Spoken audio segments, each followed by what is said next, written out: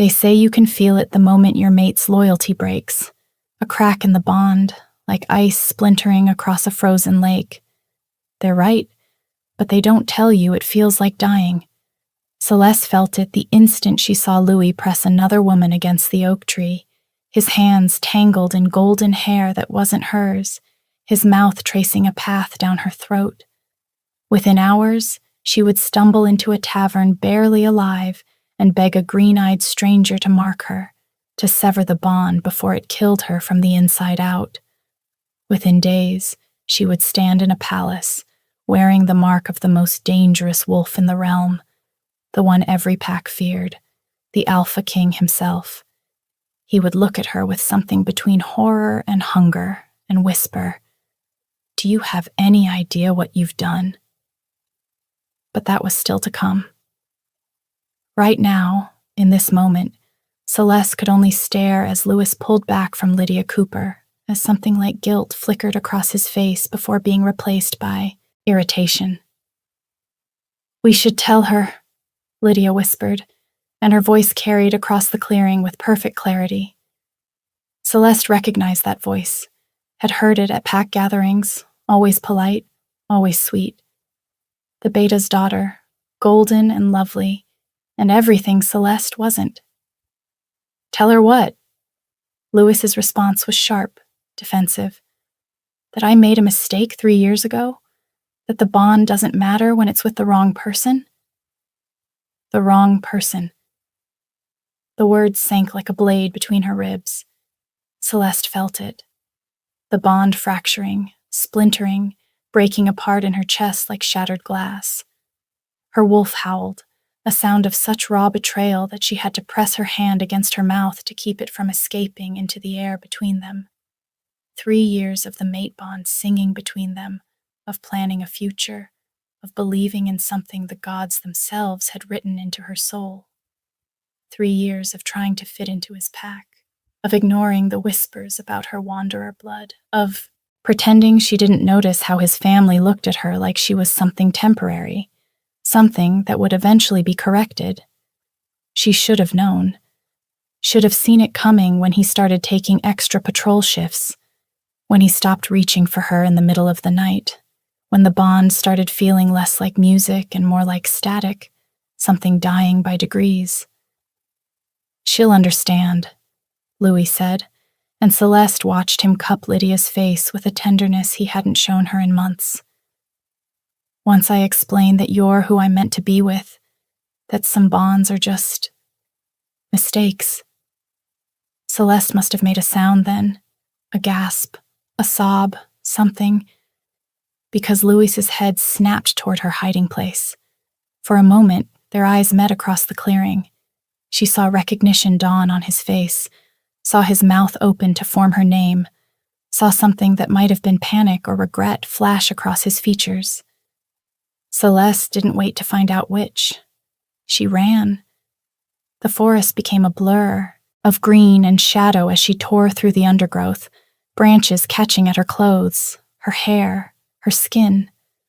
Behind her, she heard Louis calling her name, heard him crashing through the brush, but she was faster, had always been faster, and she knew these woods in ways he'd never bothered to learn.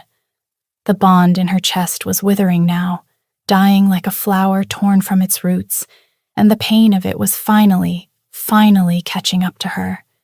It felt like her ribcage was collapsing inward, like something vital was being carved out of her with a dull blade. Her wolf was keening, confused and hurt and angry all at once. By the time Celeste reached the old trading road that cut through Brackenmoor's territory, her lungs were burning and tears were streaming down her face. She pressed her hand against her chest, feeling her heart hammer against her ribs, feeling the bond fracture further with each breath. A mate's betrayal could kill you. Everyone knew that. The bond was sacred, woven by the moon herself, and when it broke, truly broke, it took pieces of you with it. Some wolves never recovered. Some went feral from the grief. Celeste couldn't stay here, couldn't go back to the house she shared with Louis, couldn't face his family, couldn't endure the looks of pity or the whispers that would follow. She needed to get away, needed to sever this bond completely before it destroyed her from the inside out. There was only one way to do that. The thought made her stomach turn, made her wolf whimper in protest. But what choice did she have? Before we go deeper, can you do me a favor? Tell me the city you're watching from so I can send you a hug, because what's about to unfold will leave you breathless. Celeste wiped her face with shaking hands and started walking. The tavern sat on neutral ground, 3 hours' walk from Brackenmore territory, in one of those nameless villages that existed purely to serve travelers moving between packlands, the crossroads, locals called it, though no one seemed to know if that referred to the intersection of roads or the intersection of fates. Celeste had been there once before, years ago, when her family was still alive and still wandering. She remembered it as a place where questions weren't asked and stories weren't told. A place where you could be anyone or no one at all. The interior was dim and smoky, lit by oil lamps that cast long shadows across rough wooden tables. A handful of patrons sat scattered throughout, a merchant nursing an ale in the corner, 2 women playing cards near the hearth, a hooded figure bent over a bowl of stew. Celeste made her way to the bar, feeling every eye in the room track her movement. She must look a sight, hair wild with leaves and twigs, dress torn at the hem, face blotchy from crying. The bond in her chest was a constant ache now, a wound that wouldn't stop bleeding. The barkeep, a grizzled man with more scars than teeth, looked her up and down with the practiced neutrality of someone who'd seen everything twice. "What'll it be?" "Whiskey," Celeste said, her voice rough. "The strongest you have." He poured without comment, sliding the glass across the scarred wood. Celeste downed it in one burning swallow, then pushed the glass back for another. "Rough day?" The barkeep's tone was mild, conversational. "Rough life." She drank the second pour more slowly, feeling the alcohol burn a path down her throat. It didn't help. Nothing would help except, "I need to find someone," she said quietly, not quite looking at the barkeep. "Someone who would be willing to help with a bonding issue." The barkeep's expression didn't change, but something shifted in his eyes. Understanding. Maybe pity. That kind of help comes with a price. Celeste's fingers tightened around the glass. "I can pay." It was a lie. She had almost nothing, just the clothes on her back and the small leather pouch of coins she'd grabbed on her way out. But she'd figure something out. The barkeep studied her for a long moment, then nodded toward the far corner of the room. "Man over there came in about an hour ago. Traveling alone, paid in silver. Might be the type you're looking for, might not. But he's got the look of someone running from something, same as you." Celeste followed his gaze to the hooded figure she'd noticed earlier. As if sensing her attention, the man lifted his head, and even across the dim room, she could see his eyes, green as deep forest shade, striking against tan skin and dark hair that fell past his collar. Their gazes locked, and something strange happened.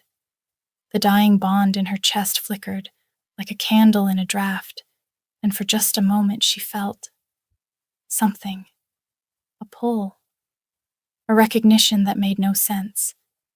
The man's eyes widened slightly, as if he felt it too. Then his expression shuddered, and he looked away, returning his attention to his stew. Celeste took a fortifying breath and crossed the room. She'd never done this in her life. Up close, he was younger than she'd expected, maybe late 20s, early 30s, with a face that was all sharp angles and quiet strength. Dark stubble shadowed his jaw, and there were faint scars along his temple that spoke of old fights. He wore simple traveling clothes, well-made but deliberately plain, and kept his hands visible on the table in a way that suggested military training. "I need your help," Celeste said without preamble. He looked up slowly, and she had the unsettling sensation of being assessed, catalogued, understood in ways that made her want to step back. His eyes were even more striking up close, not just green, but shot through with hints of silver that caught the lamplight. Do you? It wasn't a question. His voice was deep, rough-edged, like he hadn't spoken much recently. The barkeep said you might be willing to help with a bonding issue. Something flickered across his face. Surprise, maybe concern. What kind of bonding issue? Celeste's throat tightened. The kind where the bond is dying and taking me with it. He was silent for a long moment, studying her face with an intensity that should have been unsettling, but somehow wasn't. She had the strange feeling he was seeing past her wild hair and tear-stained cheeks to something deeper. Sit, he said finally, nodding to the chair across from him. She sat, her legs suddenly weak. Now that she was here, actually doing this, the reality of it hit her. She was about to ask a stranger to mark her, to create a new bond that would sever the old one completely. It was the most intimate thing one wolf could do for another, and she didn't even know his name. Tell me what happened, he said. Celeste's throat tightened. She looked down at her hands, still trembling slightly around the empty glass. Does it matter? Yes. His voice was gentle but firm. If I'm going to do this, I need to know you're certain, that you understand what you're asking. She should have expected the question, should have prepared an answer, but sitting here now, under his steady gaze, the shame of it all came rushing back. Her mate, her God's-given mate, had chosen someone else. What did that say about her? I saw him with someone else, she said quietly, the words barely above a whisper. My mate, tonight. And I can't carry this bond anymore. It's killing me. She forced herself to look up at him, feeling heat creep into her cheeks. I know how this sounds. I know what you must think of me, asking a stranger to— I don't think less of you, he interrupted softly. Something in his tone made her believe him. She drew a shaky breath, trying to steady herself. How long were you bonded? 3 years. The number felt both infinite and impossibly short. He was quiet for a moment, studying her with intensity. The bond, what does it feel like now? Celeste pressed her hand against her chest instinctively, as if she could hold the pieces together through sheer will. Dying. It's been dying for months, I think. I just didn't want to see it. The admission cost her something. But tonight it started fracturing, and if I don't sever it completely— She couldn't finish, couldn't voice what she knew came next. You could die, he finished quietly, his expression darkening. Or worse. Worse. The word came out smaller than she intended. There are fates worse than death for a wolf with a broken bond. He said it like he knew, like he'd seen it firsthand, and the memory still haunted him. Celeste's hands were shaking again. She pressed them flat against the scarred wood of the table, but it didn't help. Her whole body felt like it was vibrating at the wrong frequency. His hand moved, slowly, deliberately, and covered hers. The touch sent a shock through her system, her wolf suddenly going quiet for the first time all night. His palm was warm, calloused, and the weight of it somehow steadied her more than anything else had. Will you help me? Her voice came out breathier than she intended. He didn't pull his hand away.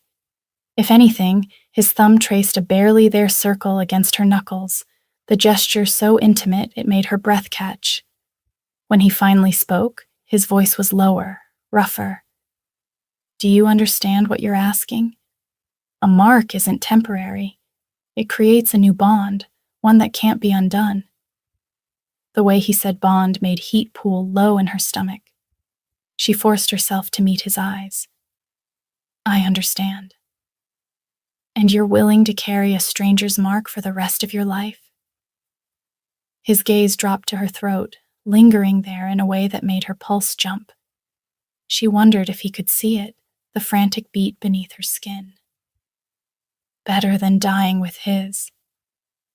The bitterness in her words was real, but so was something else, something reckless and wanting that his presence seemed to pull from her. His expression shifted, intensity darkening his features. Not quite sympathy, but understanding, recognition, like he saw something in her that others missed. What's your name? Celeste. Celeste, he repeated, slower this time, like he was tasting it. The way his voice wrapped around the syllables made her shiver. His thumb was still moving against her hand, that maddening circle that was both comfort and provocation. He seemed to be waging some internal battle. When he spoke again, she had the distinct impression he was deciding whether to lie. I'm Colton. Will you help me, Colton? He studied her face for another long moment, and she found herself studying him back. There was something magnetic about him, something that drew the eye and held it. Not just his looks, though he was handsome in a rough, unpolished way, but the way he carried himself, like someone used to command but trying to hide it. This isn't a decision to make lightly, he said finally. Even to save your life, you should think about... I've thought about it. Celeste leaned forward, desperation creeping into her voice. I've thought about nothing else for the past 3 hours. Please, I'm not asking for forever. Just help me survive this. Colton's eyes searched hers, and she saw the moment he decided, saw something in him give way, like a door opening that had been locked for a very long time. All right, he said quietly, but not here. Too many eyes. They left through the back of the tavern into an alley that smelled of old rain and wood smoke. The moon was rising, almost full, casting silver light across the cobblestones. Celeste's heart was racing, her wolf pacing anxiously inside her skin. Colton led her away from the main street, into the maze of narrow lanes that threaded between buildings. Neither of them spoke. There was nothing left to say. Finally, he stopped in a small courtyard, hidden from view by high walls and overgrown vines. Moonlight filtered through the leaves, dappling the ground with shadows. Here, he said, turning to face her. Celeste's breath caught. In the moonlight, he looked different, more dangerous, more powerful. The green of his eyes had gone darker, more intense, and she could sense his wolf now, feel the strength of it pressing against her awareness. Last chance to change your mind, he said, but his voice had gone rough, and she realized this was affecting him too. Of course it was. You couldn't mark someone without feeling it, without the intimacy of it sinking into your bones. I'm sure. Her voice came out steadier than she felt. Colton stepped closer, and the air between them seemed to thicken, charged with something she couldn't name. He was tall. She had to tilt her head back to meet his eyes, and the scent of him washed over her. Cold mountain air and wood smoke, like he'd been traveling through high passes where nothing grew but wind-twisted trees. It made her wolf respond, despite the dying bond in her chest, made something primal in her recognize him as powerful. It's going to hurt, he warned. I know. She'd heard the stories. A mark created a bond, superficial compared to a true mate bond, but real enough, strong enough to sever what came before. He reached up slowly, giving her time to pull away, and brushed her hair back from her neck.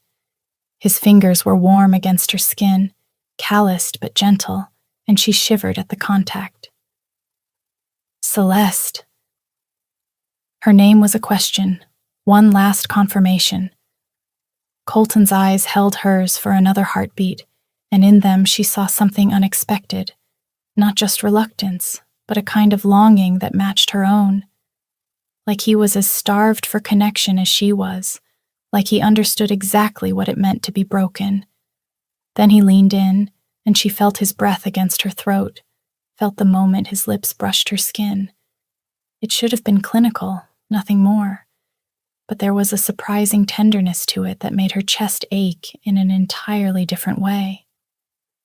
"I'm sorry," he whispered against her neck. "For whatever he did to you. You deserved better." The words broke, something inside her. Tears spilled over as his teeth grazed her skin, as he found the spot where neck met shoulder, as he bit down. The pain was immediate and overwhelming, not just physical, though that was intense enough, like fire spreading through her veins, but emotional. She felt the bond with Louis rip apart completely, felt 3 years of her life tear away like flesh from bone. She would have screamed, but Colton's arm came around her waist, holding her upright, his other hand cradling the back of her head. And then, underneath the pain, she felt something else emerging, a new connection, thin as spider silk but growing stronger with each second. It wrapped around the broken pieces of her, not replacing what was lost but filling the spaces it left behind. Colton pulled back, blood on his lips, his eyes wide with something that looked like shock. The mark on her neck burned, hot and alive, already beginning to scar over in the way that marked it as permanent. "Celeste," he breathed, and there was something in his voice that made her look up despite her tears. The air between them had changed. She could feel him now, feel his presence like a second heartbeat, feel his wolf recognizing hers. It wasn't the overwhelming certainty of a mate bond, but it was real, undeniable. His hand was still at her waist, and she realized she was gripping his shirt, holding on like he was the only solid thing in a world that had tilted sideways. They stood there in the moonlit courtyard, breathing hard, while the new bond settled between them like something alive. Celeste could feel her wolf calming, the frantic panic of the severed mate bond giving way to something steadier. She wasn't dying anymore. She was going to survive. But the cost was written in the way Colton was looking at her, like he'd just made a mistake that couldn't be undone, like he'd stepped off a cliff without checking if there was ground below. "Thank you," she managed. Thank you." He pulled back, slightly, though his hand lingered at her waist a moment longer than necessary. "You should clean that. The mark. It'll heal faster if—" She touched her neck gingerly, feeling the raised edges of the bite, feeling the warmth of it pulse in time with her heartbeat. "Colton, don't thank me." His words came out sharper than he seemed to intend, and he took another step back, putting distance between them. She frowned, confused by the sudden shift. "Did I do something wrong?" "No, you didn't." He ran a hand through his hair, and she saw it was shaking slightly. This was a mistake." That word again, the second time in one day. It hit harder than it should have coming from a near stranger. "You said you'd help." Her voice came out small, and she hated herself for it. Hated that she could feel the sting behind her eyes, the tightness in her throat. This was supposed to be transactional. Simple. A means to an end. She wasn't supposed to care that he regretted it. "I did. Help. And now you need to go.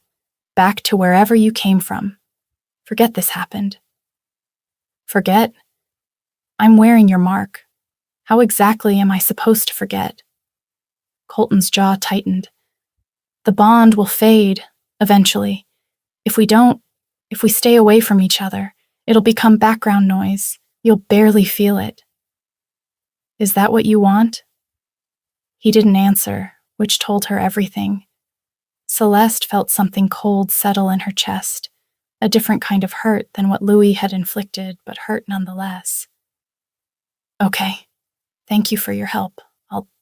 I'll go. She turned to leave, but his voice stopped her. Celeste, wait. She looked back. Colton's expression was conflicted, torn between pulling her back and pushing her away. Be careful. The mark. People will know what it means. What we did. There will be questions. I can handle questions. Not these ones. He took a step toward her, then seemed to think better of it. I'm not who you think I am. I don't know you, she said honestly. Something flickered across his face.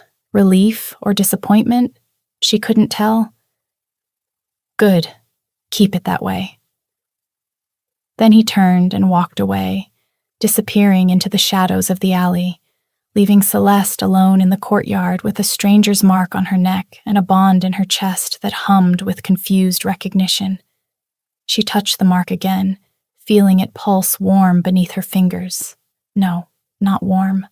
Hot. Alive. Like something had woken up under her skin. Celeste jerked her hand away and wondered, with a cold, creeping unease, what she'd just done. The walk back to Brackenmore took 3 hours, and with each step, Celeste felt the full weight of her choices settling on her shoulders. The bond with Louis was gone completely now. She couldn't feel even a whisper of it, and the new bond with Colton was there instead, quiet but present, like a thread connecting her to something she couldn't see. She tried not to think about the way he'd looked at her in that courtyard, the way his voice had gone soft when he said she deserved better, the way his hand had lingered at her waist like he didn't want to let go. It didn't matter. He'd made it clear he wanted nothing to do with her. They'd helped each other in a moment of desperation, and now it was over. She'd go back, pack her things, and leave Brackenmore. Start somewhere new. Try to rebuild a life that didn't revolve around a man who'd never truly wanted her. The sun was rising by the time she reached the house she'd shared with Louis. The door was unlocked. It always was, and she slipped inside quietly, hoping to avoid him. She just needed to gather her things and go. But Louis was waiting in the kitchen, arms crossed, expression caught between guilt and anger. Where have you been? Celeste didn't answer. She moved past him toward the bedroom, but he caught her arm. I'm talking to you. You disappeared yesterday. I've been worried. He stopped abruptly, his eyes going to her neck. She saw the moment he noticed the mark, saw his face go from concerned to horrified to furious in the span of a heartbeat. What is that? His voice was dangerously quiet. Exactly what it looks like. You let someone mark you. It wasn't a question. You broke our bond completely. What were you thinking, Celeste? The hypocrisy of it was staggering. Celeste yanked her arm free. I was thinking I didn't want to die from the bond you were destroying. So you ran off and let some random... He stopped, nostrils flaring as he caught the scent of the new bond. His eyes narrowed. Who? Why does that matter? Who, Celeste? A stranger, someone passing through, someone who was willing to help when I needed it. She kept her voice level, detached, even as something inside her recoiled at reducing what had happened to something so transactional. Louis stared at her like he'd never seen her before. You let a stranger mark you. You called our 3-year bond a mistake while you had your tongue down Lydia's throat. So, yes, Louis, I let a stranger mark me. He flinched, and for a moment she thought he might actually feel guilty, but then his expression hardened. Do you have any idea what you've done? What people will think? I don't care what people think. Well, I do. I have to live here. My family... Your family never wanted me here anyway, Celeste cut him off. So now you can be with Lydia without any complications. You're welcome. She moved past him into the bedroom and started pulling out the traveling pack she'd arrived with 3 years ago. It didn't take long to gather her things. She'd never really unpacked, never truly believed this place was home. Louis followed her, watching from the doorway. Where will you go? Away. Celeste. His voice softened, and she hated how familiar it sounded. I didn't mean for it to happen this way. Lydia and it just happened. I tried to fight it, but she was better. Celeste didn't look at him as she folded clothes into her pack. More suitable, from a better family, everything I'm not. That's not... She finally turned to face him, and the look in her eyes made him flinch. You know what the worst part is? Her voice was steady, but only barely. I knew. For months, I knew something was wrong. I could feel you slipping away, feel the bond stretching thinner and thinner, but I kept... Her breath hitched, and she had to pause, had to force the words out past the tightness in her throat. I kept making excuses for you, kept telling myself you were just stressed or tired or that I was being paranoid. I twisted myself into knots trying to be what you needed, trying to fix whatever I'd done wrong. She pressed her hand against her chest where the bond had finally, mercifully gone quiet. I thought if I just tried harder, loved you better, you'd look at me the way you used to, the way you look at her. A tear slipped down her cheek, and she brushed it away angrily. But the truth is simpler than that, isn't it? You just didn't want me. The gods gave us a bond, but they couldn't make you love me. And I was so desperate to believe in something, in us, in fate, in anything, that I held on to a ghost of what we had until there was nothing left of me. Louis opened his mouth, then closed it. He had nothing to say. Celeste finished packing in silence. When she was done, she slung the pack over her shoulder and walked past him without another word. Cel, wait, don't. She stopped at the door. Just be happy with her. That's all I want, to know that this wasn't for nothing. She left before he could respond, stepping out into the morning sun with no destination in mind and a stranger's mark burning against her neck. 2 days later, the summons came. Celeste had found temporary lodging at a traveler's inn 2 territories over, paying for her room by helping in the kitchen. It wasn't much, but it was enough. She'd been considering her options, maybe head west to the coastal, Pax, or south where they said the cities were full of wolves who didn't care about bloodlines or bonds. She was carrying a tray of dishes when the royal messenger arrived, resplendent in ceremonial armor marked with the royal crest, a wolf's head wreathed in silver leaves. The common room went silent as he strode in, all eyes tracking his movement. I seek Celeste of Brackenmore, he announced, his voice carrying. Celeste nearly dropped the tray. That's me. The messenger's eyes found her, swept over her in quick assessment, then fixed on her neck, on the mark. His expression didn't change, but she saw something flicker in his eyes.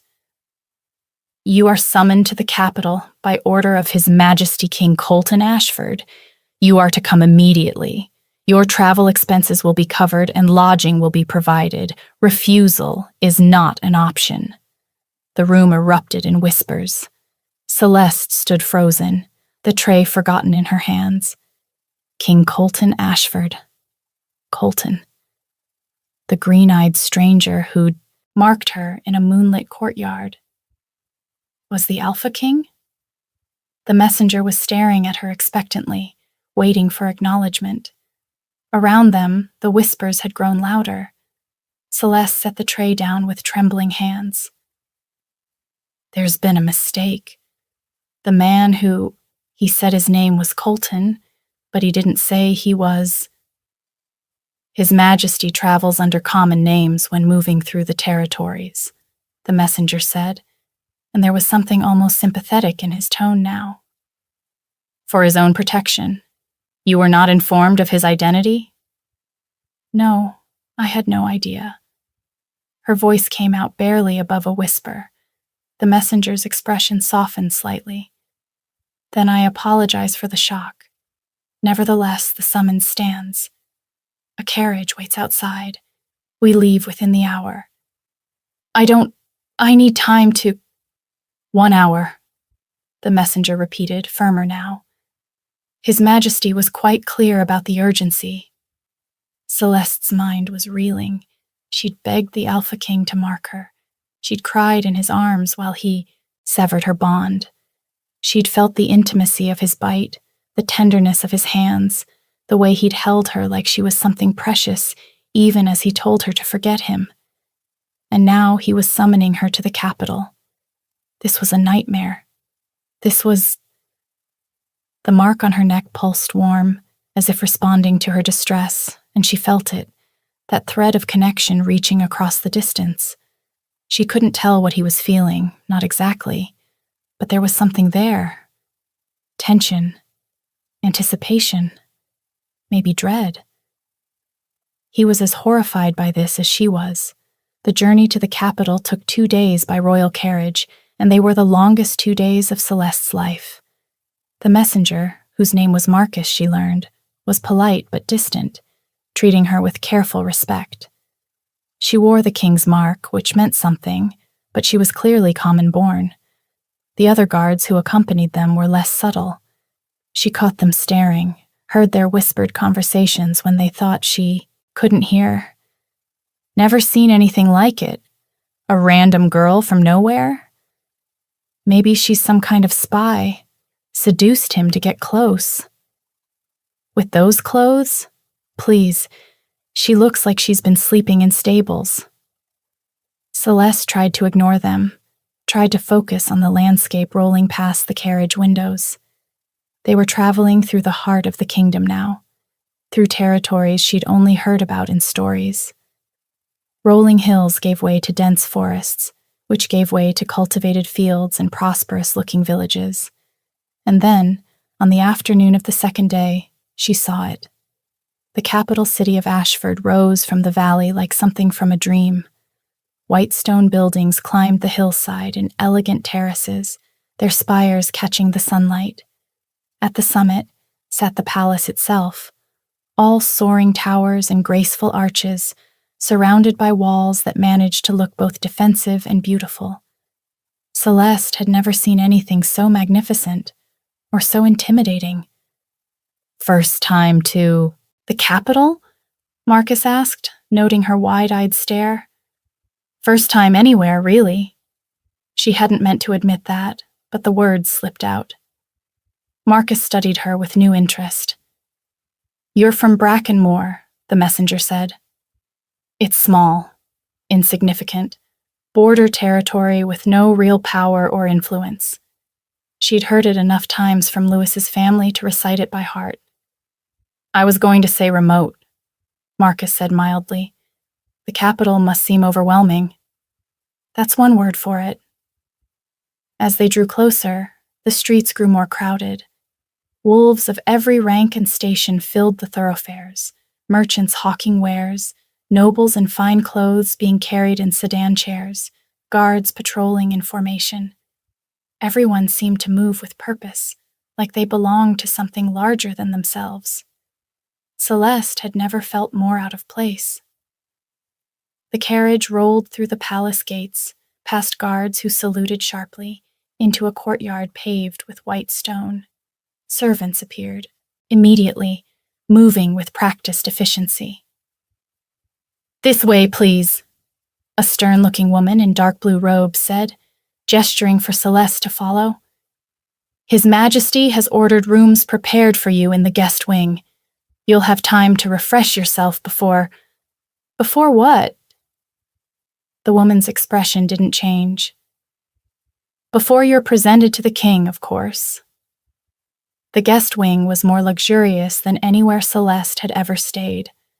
Her rooms consisted of a sitting area with upholstered furniture that looked too fine to actually sit on, a bedroom with a bed large enough for 4 people, and a bathing room with a copper tub already filled with steaming water. "Clothes have been provided," the stern woman said, gesturing to an ornate wardrobe. "Someone will come to escort you to the king in 2 hours. I suggest you use the time to make yourself presentable." The door closed behind her with a decisive click, leaving Celeste alone in rooms fit for nobility, wearing a stranger's mark and trying not to fall apart. She caught sight of herself in the full-length mirror and understood the woman's pointed comment about being presentable. Her dress was travel-stained and wrinkled. Her hair was a wild tangle of dark curls, and there were shadows under her eyes from lack of sleep. She looked like exactly what she was, a nobody from nowhere who'd stumbled into something far beyond her understanding. The mark on her neck stood out in sharp contrast, dark against her pale skin, impossible to hide or ignore. Celeste touched it gently, feeling the now familiar warmth, feeling that thread of connection pull taut with awareness. He was close. Somewhere in this massive palace, Colton, King Colton, was close enough that the bond could sense him. What would she even say to him? What could she say? She'd begged him to mark her, had stood in his arms while he severed her mate bond, had felt something pass between them that she still couldn't name, and all of it had been under false pretenses. He'd lied about who he was. She'd been too desperate to ask questions, and now they were bound together in a way that couldn't be undone, and she had no idea what it meant or what he wanted from her. Celeste forced herself to move, to use the bath, to wash away the grime of travel. The hot water helped ease some of the tension from her shoulders, but it couldn't touch the knot of anxiety in her chest. When she emerged, she examined the clothes that had been provided. Several dresses hung in the wardrobe, all of them far finer than anything she'd ever owned. She chose the simplest, a deep blue gown with long sleeves and a modest neckline that almost covered the mark. But not quite. The top edge was still visible, a clear declaration of what had happened between her and the king. She was attempting to do something with her hair when the knock came. "Enter," she called, expecting the stern woman. Instead, it was a girl about her own age, with bright eyes and an easy smile. She wore servant's clothes, but carried herself with confidence. "I'm Tessa," she said cheerfully. "Sent to help you get ready, though honestly, you've done most of the work already." Her eyes went to the mark on Celeste's neck, then quickly away. "Here, let me help with your hair. It's beautiful. You just need to know how to work with the curls rather than against them." Celeste found herself relaxing slightly as Tessa worked, chattering about the palace and the capital in a way that required no response. It was oddly comforting. "Everyone's talking about you, you know," Tessa said as she pinned sections of Celeste's hair back, leaving the rest to fall in loose waves. "The king hasn't taken a companion in 3 years. Not since, well," she stopped abruptly. "Not since what?" Tessa bit her lip. "Not my place to say, but let's just say His Majesty has his reasons for being careful, and then he comes back from one of his wandering trips with a mark already given, and suddenly there's a summons, and you show up looking like you've seen a ghost." She stopped again. "Sorry, I talk too much." "It's all right." Celeste met Tessa's eyes in the mirror. "I really didn't know who he was. When he marked me, I thought he was just some wandering wolf who took pity on you." Tessa's smile was gentle, understanding. "That's what he wants people to think. That's why he travels under false names, without the royal guard, without any of the trappings. He wants to see the kingdom as it really is, not the version people show the king." "Does he do it often?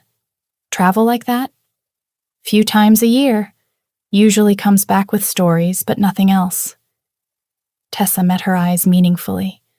Nothing like you. Another knock interrupted them. The stern woman from before stood in the doorway. "It's time," she said. "His Majesty is waiting." The walk through the palace was a blur of marble hallways and soaring ceilings and beautiful people who stopped to stare as Celeste passed. The mark on her neck seemed to burn hotter with each step, the bond pulling tighter until she could feel him like a beacon ahead of her. They stopped before an ornate door guarded by 2 soldiers in ceremonial armor.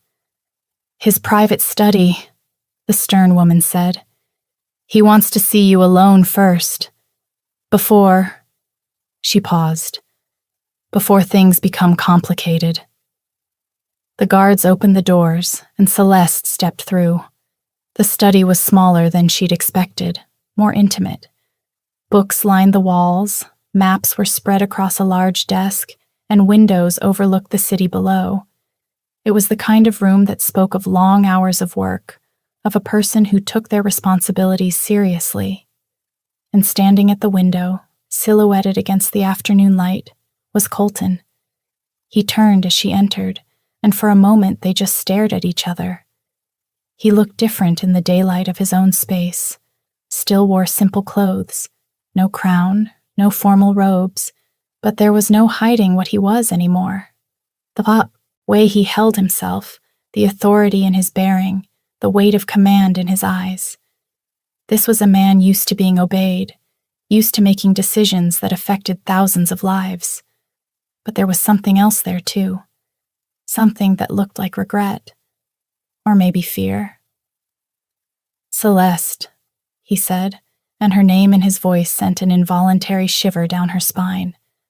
The bond recognized him, responded to him, and she felt that pull toward him that she'd been trying to ignore for 3 days. "Your Majesty." She wasn't sure if she should bow, curtsy, what the protocol was. She settled for a small nod. Something flickered across his face. Pain, maybe. "Don't. Please. Not you." "What should I call you, then?" The question came out quieter than she intended. "You didn't tell me who you were. What you were, I thought—" She stopped, not even sure what she'd thought in her moment of desperation. That he was just a traveler? A rogue? Someone as lost as she was? Colton crossed the room toward her, and Celeste had to force herself not to step back. "I thought you knew. At first. When you approached me in the tavern, I thought—" He stopped a few feet away, close enough that she could see the green of his eyes, see the tension in his jaw. "I thought you were trying to trap me, seduce the king for status or power or— But then I saw your face, saw the bond breaking inside you, and I knew you had no idea who I was. So why not tell me then? Why let me believe? Because you wouldn't have let me help if you knew." His voice was quiet but intense. "You would have been too afraid, too worried about what it meant. And you needed help. Desperately. I could feel you dying, Celeste. Feel the bond tearing you apart. So I made a choice." "I don't understand," she said softly. "Why did you summon me here? Did I do something wrong?"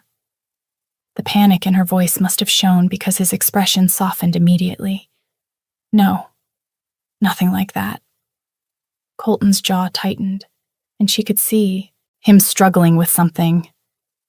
"Someone saw us that night in the courtyard. They didn't recognize me, but they recognized the marking ritual. Word spread, rumors that the king marked someone while traveling. My council demanded I bring you here, that I—" He stopped, seeming unable to finish. Her heart was racing now, dread pooling in her stomach. "That you what?" "That I either claim you properly or sever the bond entirely." The words made her breath catch. Sever it? The thought of going through that again, of losing another bond, Even this strange new one that she barely understood made her feel sick.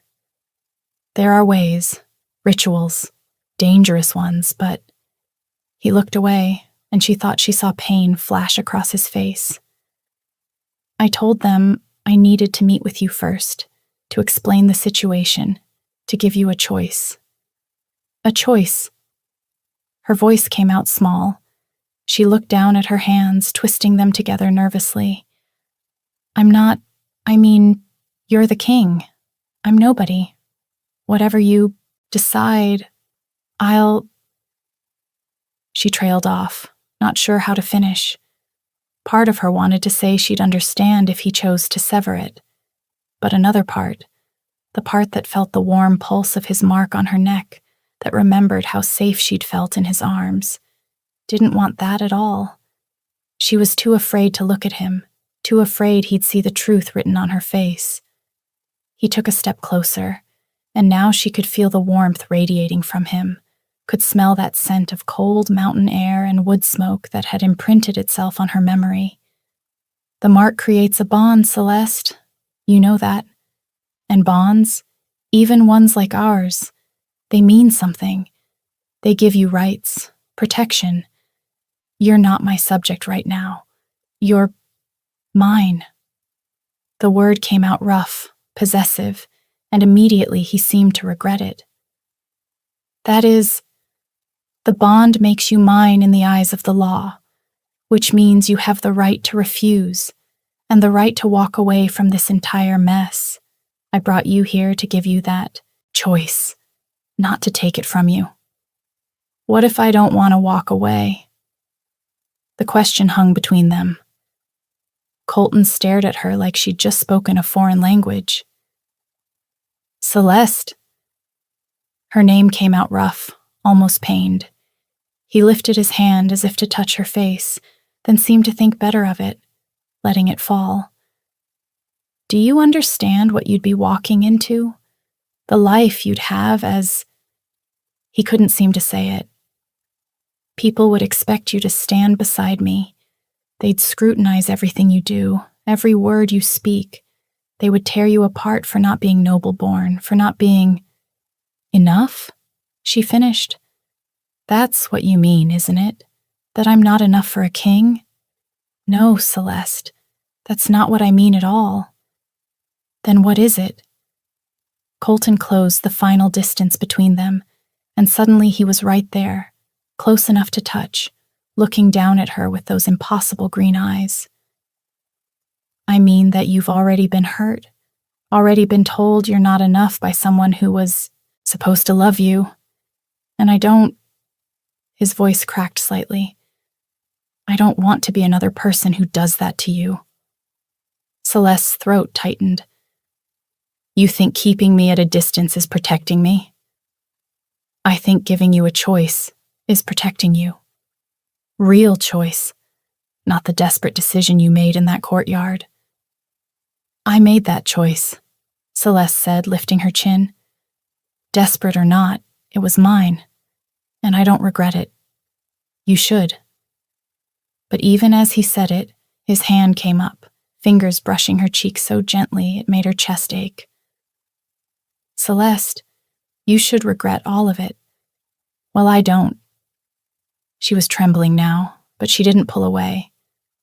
Do you? His thumb traced along her jaw, and she saw the war in his eyes. I should, he said finally, but I don't. And that's the problem. The bond between them flared warm, responding to the proximity, to the touch, to the admission. Celeste felt her wolf rise, felt that pull toward him that was becoming harder to resist. What happened to you? She asked quietly. Before. Tessa said you haven't taken a companion in 3 years, that you have reasons for being careful. Colton's hand dropped away, and he took a step back. The loss of his contact felt like a physical ache. Her name was Iris, he said after a long moment. We were matched when I was 25. A political arrangement. Her family had the military alliances I needed to secure the northern borders. We tried to make it work. He turned back toward the window, his profile sharp against the light. But she didn't want me. She wanted the crown, the power. And when she realized I wouldn't be the kind of king she could control, he trailed off. What did she do? Tried to poison me, make it look like an illness. Would have worked too if my guard captain hadn't noticed the symptoms matched a particular herb that grows in the Southern Territories. His voice was flat, emotionless, but Celeste could feel the pain underneath. She's in exile now, married to some minor lord who doesn't care about her past as long as the dowry's sufficient, and I've been alone, Celeste finished, careful, refusing to trust anyone. Yes. He looked at her over his shoulder. And then I met you, crying in a tavern because your mate chose someone else. So broken and desperate and honest about it. You didn't want anything from me except help. You didn't even know who I was. And now I do know, Celeste said. And I still don't want anything from you except... She stopped, unsure how to finish. The truth felt dangerous, but she said it anyway. Except to understand what this is between us, because it feels like more than just a bond created to sever another. It feels... She pressed her hand against her chest, where the bond hummed warm and alive. It feels real.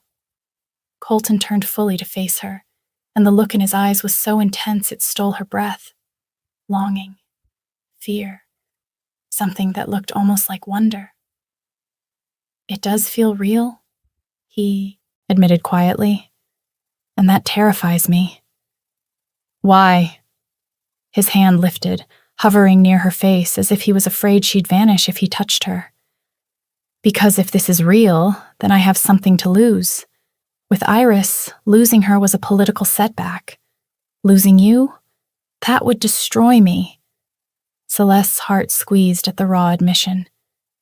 Then don't lose me, she said softly, reaching out to offer her hand. I'm right here, and I'm not going anywhere unless you send me away. Her voice steadied. What if we just try? See where this goes without deciding the ending before we've even started? Colton stared at her outstretched hand like it was both salvation and damnation. You don't know what you're asking. Then tell me. Explain it to me, all of it. The politics, the expectations, the danger, and then let me decide if I still want to try. For a long moment, he didn't move. Then slowly, he took her hand. The contact sent warmth flooding through the bond, a sense of rightness that made them both inhale sharply. Their eyes met, and Celeste saw her own wonder reflected back.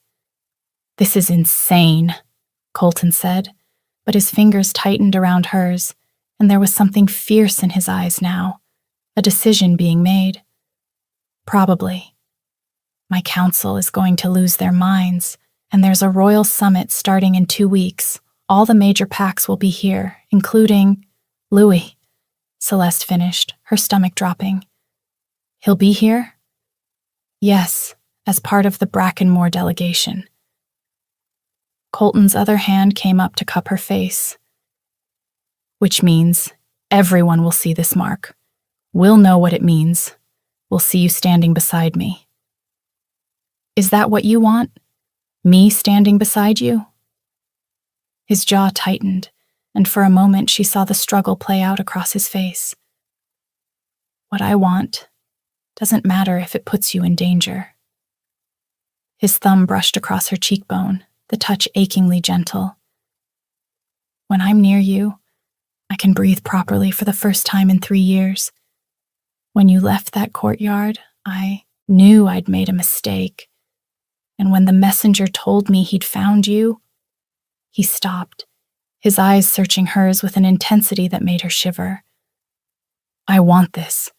I want you. But the life I'm offering isn't safe, Celeste.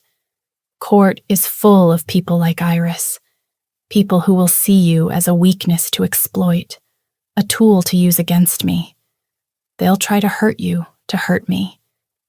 And I need to know you understand that before I'm selfish enough to ask you to stay. Then show me, she said. You have 2 weeks before the summit.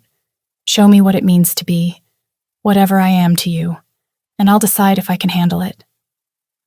Something shifted in Colton's expression, relief mixed with determination. All right, 2 weeks. But Celeste, he leaned in closer, his forehead almost touching hers.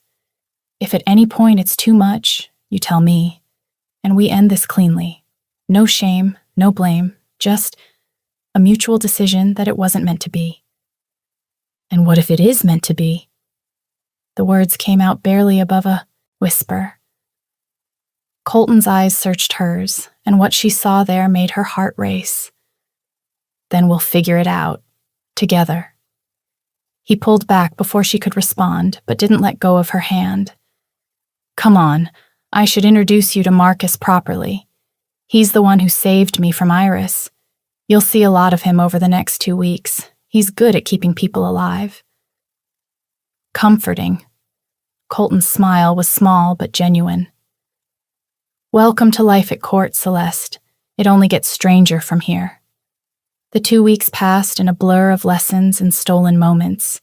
Tessa became Celeste's guide through the labyrinth of court politics, teaching her which nobles to avoid, which customs mattered, and which rules could be bent. Marcus taught her self-defense, insisting that anyone close to the king needed to know how to protect themselves. And Colton showed her what it meant to fall in love with someone who understood being broken. They took walks in the palace gardens at dawn, before anyone else was awake. He told her about the weight of the crown, about the loneliness of making decisions that affected thousands of lives. She told him about growing up without roots, about never feeling like she belonged anywhere. They didn't touch much, both still too cautious, too afraid, but the bond between them grew stronger with each shared confidence. You asked what happened with Iris, Colton said one morning as they sat beside a fountain. But you never told me what it was like. With Louis. Before it broke. Celeste watched water cascade over stone. It was like living with a door half open. I kept thinking if I just tried harder, loved him better, fit in more smoothly, the door would open all the way. But it never did. He was always holding something back, always comparing me to some ideal I could never reach. She looked at him. Did you feel that way? With Iris? Yes, like I was performing a role. She'd smile at me across the dinner table, and I'd think, I don't know you at all. His fingers found hers on the stone bench. With you, it's different. I look at you and think, oh, there you are. His thumb traced circles on the back of her hand, the gesture both soothing and possessive. Whatever this is between us, fate or chance or something neither of us planned, I want to discover it with you. Every piece of it. But the peace couldn't last. The summit delegates began arriving, and with them came the weight of scrutiny. Nobles who'd never given Celeste a second glance suddenly appeared at every turn, assessing her worth, whispering behind fans. She felt their judgment like a physical thing, the way they looked at her simple dresses, her common manners, the mark on her neck that she refused to hide. And then, on the evening before the summit officially began, Louis arrived.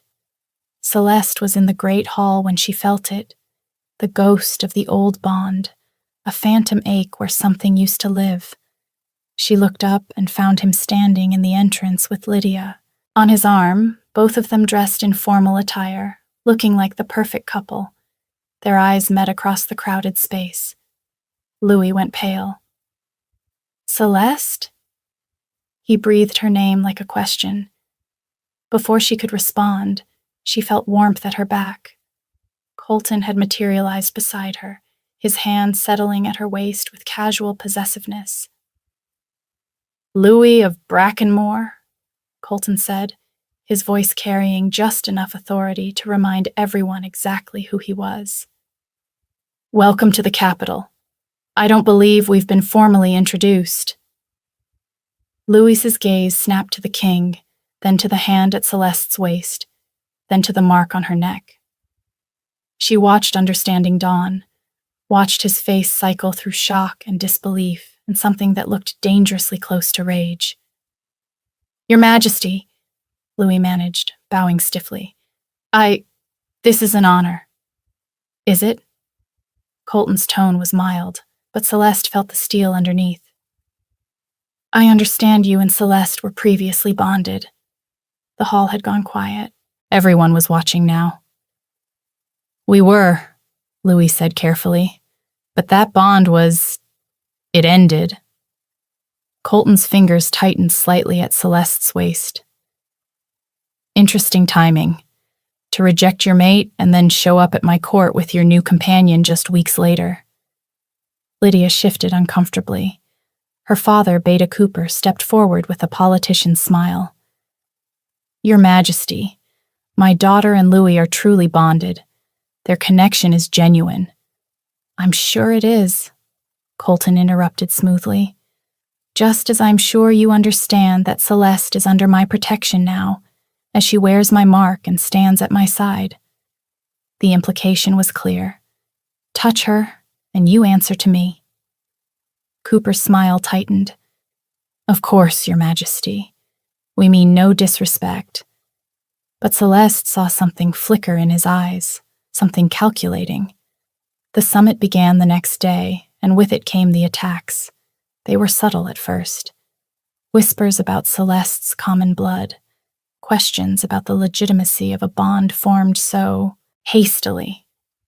Suggestions that perhaps the king had been seduced, manipulated, trapped by a desperate woman seeking status. Beta Cooper was behind most of it, Celeste learned. Marcus's spies reported that he'd been meeting with other nobles, building a coalition of those who opposed the king's choice. His plan was simple. Discredit Celeste so thoroughly that Colton would have no choice but to sever the bond. Then position Lydia, noble, connected, acceptable, as a proper alternative. He's going to make a move at the bonding ceremony, Marcus told them 3 days before the summit's final event. We've intercepted messages. He plans to challenge the legitimacy of your bond publicly, force a vote among the assembled packs. Celeste felt sick. Can he do that? Technically, yes, Colton said, his jaw tight. The old laws allow pack leaders to challenge a royal bonding if they believe it threatens the kingdom's stability. It hasn't been invoked in 200 years, but I'm common-born and bonded under unusual circumstances, Celeste finished quietly. I make an easy target. The pain that flashed across his face was immediate. You're not a target. He stopped himself, seeming to struggle with the words. Then more gently, we have options. I can protect you better if we sever the bond, send you somewhere safe with resources, a new name. No. The word came out smaller than she intended, but no less firm. I'm not running, not from this. Celeste, if Cooper challenges and wins, then we'll face it together. She looked up at him, her heart hammering. These past weeks with you, the walks in the garden, the quiet dinners, the way you listen when I talk about things that don't matter to anyone else. Her voice caught. I've never felt like this before. Not even with Louis when the bond was new and I thought it meant something. Colton's hands found hers, holding them carefully. Felt like what? Like I matter, not because of a bond or duty or what I can give you. She took a shaky breath. Like you see all the broken parts of me and you're not trying to fix them or hide them. You make space for them. For me. The words were tumbling out now, and she couldn't stop them. And maybe it's too soon. Maybe I shouldn't feel this way when everything is so complicated. But when I think about severing this bond, about never seeing you again, her eyes burned with unshed tears. It hurts worse than anything Louis did, because losing you would mean losing something real, something I chose. Celeste. Her name was barely a whisper. I'm in love with you, she said, and the admission felt like both relief and terror. I don't know exactly when it happened, but I know that I'd rather face whatever Cooper throws at us than spend the rest of my life wondering what we could have been. For a long moment, Colton just stared at her, his eyes bright with emotion. You think you're broken, he said finally, his voice rough. But you're the bravest person I've ever met. You're standing here telling me you love me when you have every reason to guard your heart, when I've given you nothing but reasons to doubt. You've given me everything, she interrupted softly. You've given me honesty, patience, the freedom to choose. She squeezed his hands. You've given me yourself, the real you, not the king everyone else sees. Something in him seemed to break, or perhaps finally mend. He pulled her against him with a sound that was half growl, half surrender, one hand sliding into her hair while the other wrapped around her waist. Celeste. Her name a prayer and a claim all at once. Then he kissed her. It was weeks of restraint shattering, of carefully maintained distance collapsing into desperate need. His mouth moved against hers like he was trying to memorize her, consume her, prove to both of them that this was real. The bond between them didn't just flare. It ignited, singing through her veins with a rightness that made her gasp against his mouth. She gripped his shoulders, kissing him back with equal fervor, pouring everything she felt into it, all the fear and hope and love she'd been too afraid to name. His hand tightened in her hair, angling her head to deepen the kiss, and she felt the tremor that ran through him, the barely leashed control. When they finally broke apart, he didn't let her go. Instead, he pressed his forehead to hers, his thumb stroking along her jaw with aching tenderness.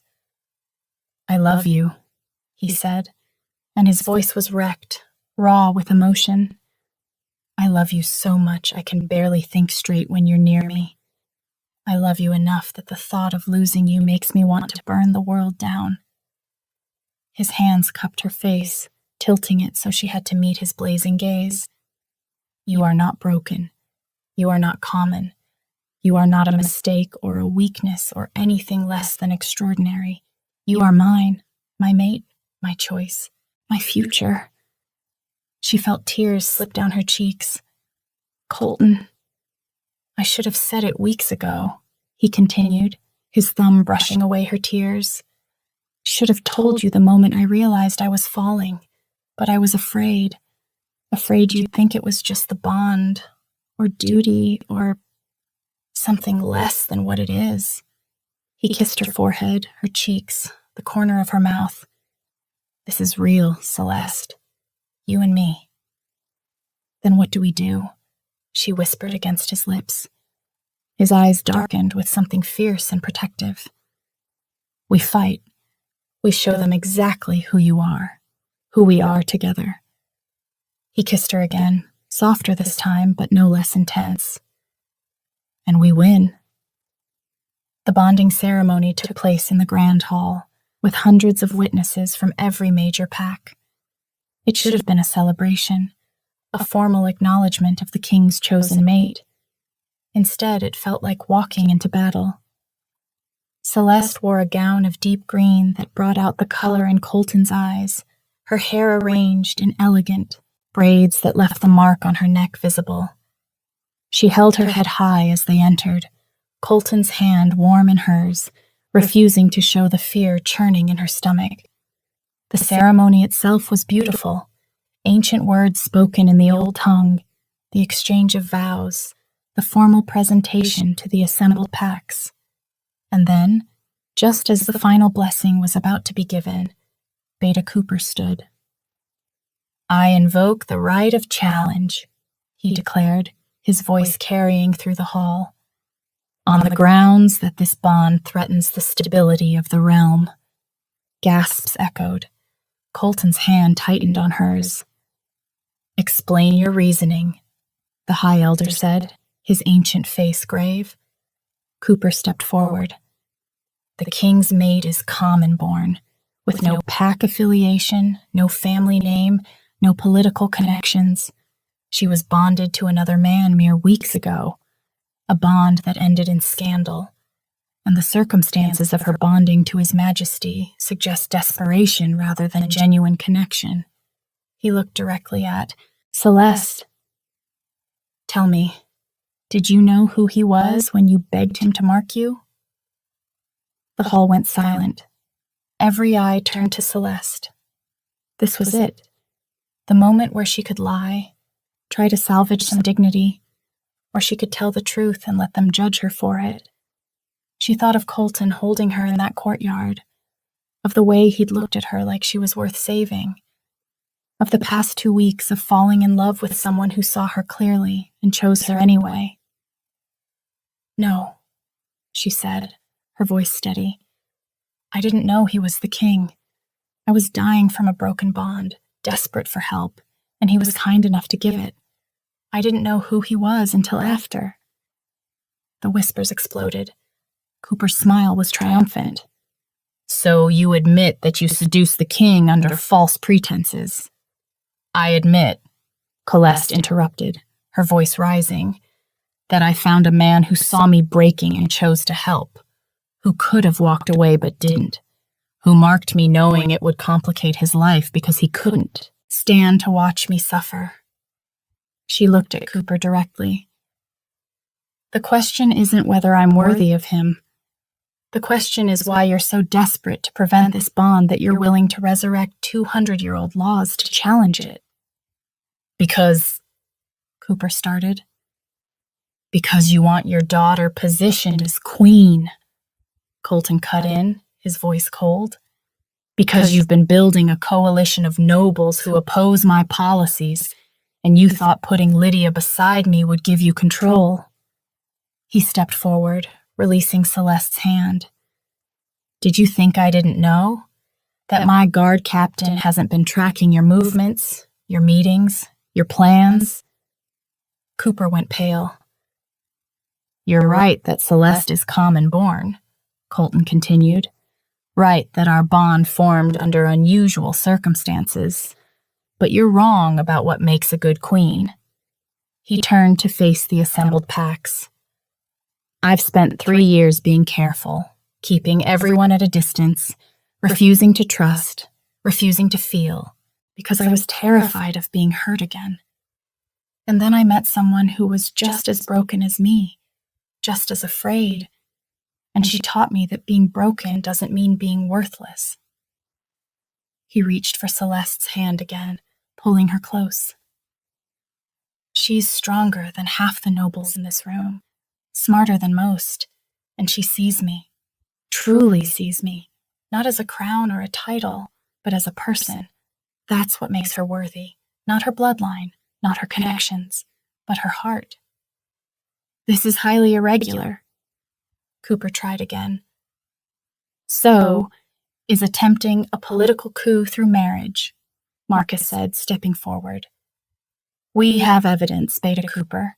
Messages between you and the Southern Pax, plans to challenge the king's authority, promises of power and position if they support your daughter's claim. He looked at the High Elder. I formally charge Beta Cooper with conspiracy and treason. The hall erupted in chaos. Guards moved to restrain Cooper, who was protesting loudly. Lydia was crying, looking between her father and Louis with confusion. And Louis was staring at Celeste with something like regret. I'm sorry, he mouthed. Celeste felt nothing.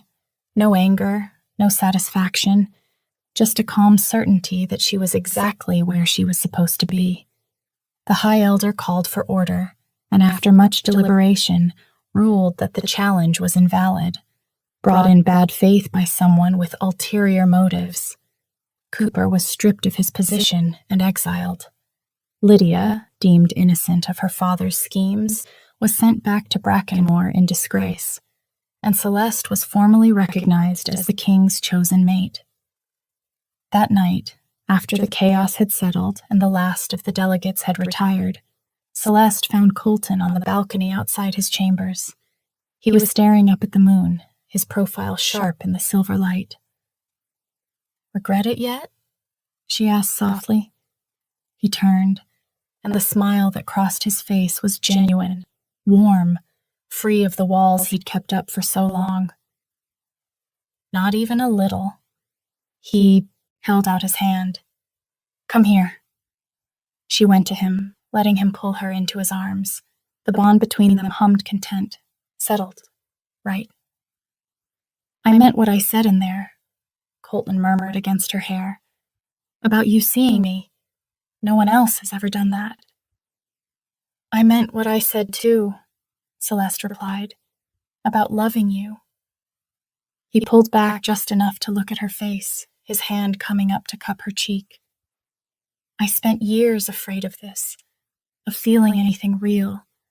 And then you stumbled into my life, crying in a tavern, and I couldn't help myself. Some might say I saved you, actually. You did." He kissed her softly. "You absolutely did." "So," she said eventually, "what happens now?" Colton's smile turned wicked. "Now you learn all the truly terrible parts of being queen. The endless meetings, the formal dinners, the way nobles will try to use you for their own advancement." "Sounds awful." "It is." He kissed her again, deeper this time. "But you'll have me, for whatever that's worth." "It's worth everything," Celeste said, and meant it, because she'd started this journey broken, desperate, convinced she was worthless. And she'd found someone who looked at all her shattered pieces and said, "Yes, you, always, you." Thank you so much for listening. Where are you listening from? Let's meet in the comments. I love hearing your thoughts, and if you'd like to support me, please subscribe. It's free, and it helps more people hear these stories.